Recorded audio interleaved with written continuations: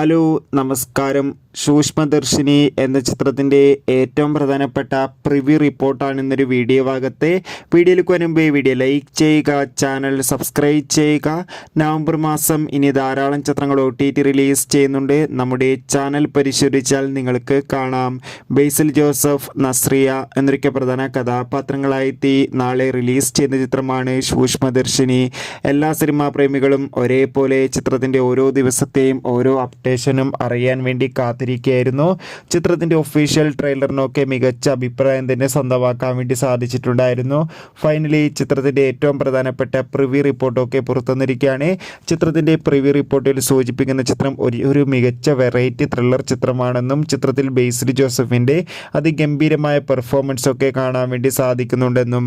എന്തായാലും കാത്തിരിക്കാം കൂടുതൽ അപ്ഡേഷൻ അറിയാൻ വേണ്ടി. നവംബർ മാസം ധാരാളം ചിത്രങ്ങൾ OTT റിലീസ് ചെയ്യുന്നുണ്ട്.